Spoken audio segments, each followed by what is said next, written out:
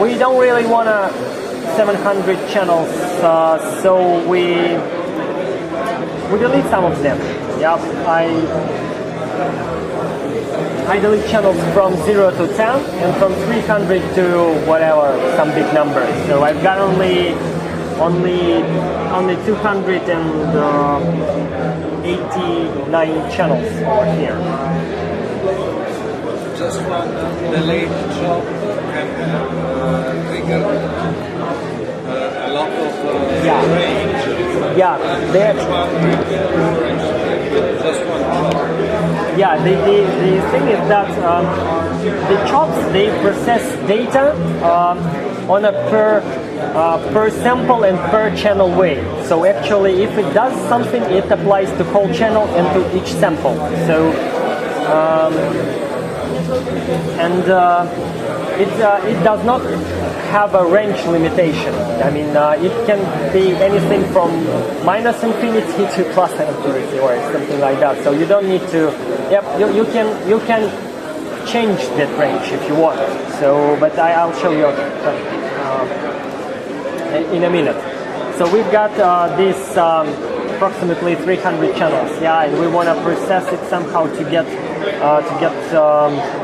a very nice and smooth effect. We don't want this quickly moving and strobing effect. So we put a trigger here. So what trigger does, and yeah, you can see that every node, it processes every channel. So if you put a trigger, yeah, this node processes every channel and input. Yeah, that's easy. So what it does, it makes a trigger actually. So if there is a trigger threshold.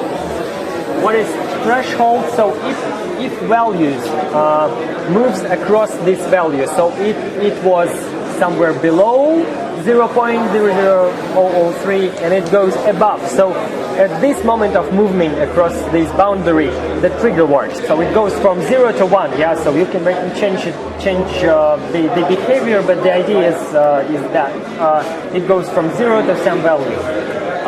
There are a whole lot of different parameters that's used in this trigger node, and you can explore them in the wiki. But most important things they are decay length.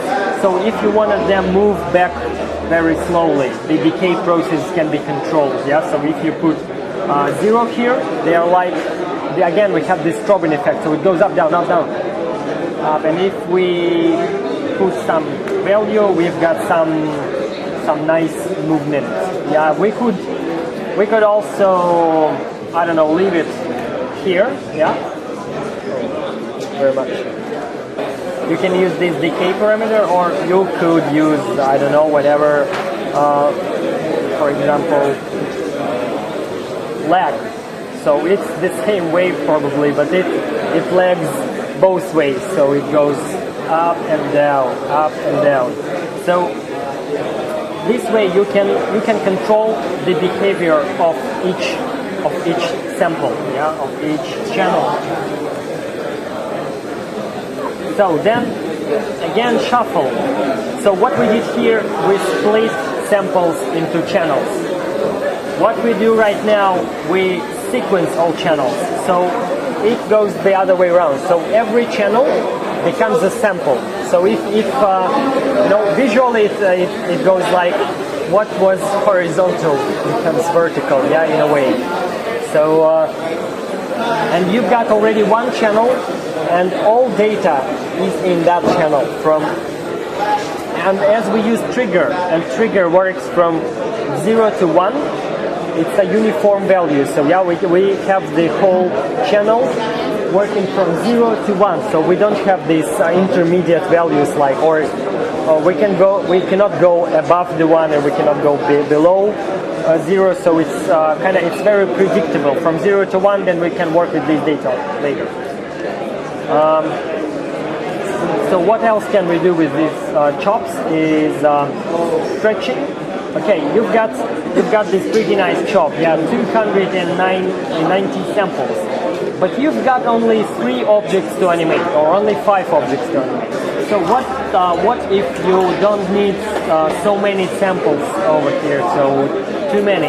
You just put stretch node and you can fetch data. So you can make I don't know 10,000 samples of it, and you can make just 5 samples of it. Currently, I'm stretching it. I'm compressing it to 42 samples. So we've got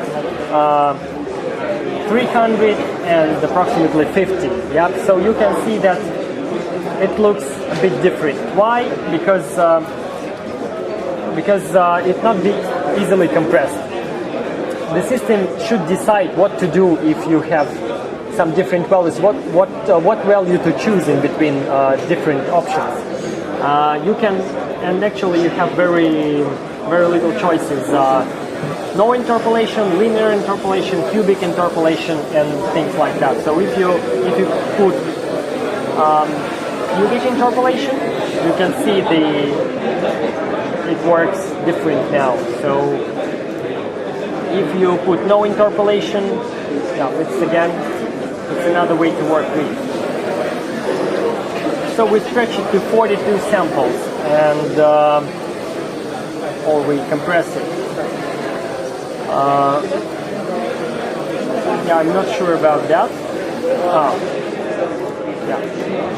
You know, the thing is that when you have no interpolation, your data may vary in between 0 and 1. So channels can be 0.3, for example. Yeah, I'm just make them round to 1. It can be 0 or 1, 0 or 1, nothing else, and a simple mixing. So what this container actually does, it analyzes sound and it outputs 43 samples, of this data, sound analysis. So we're gonna use this data just a bit later after 10 minutes break. It's okay with you?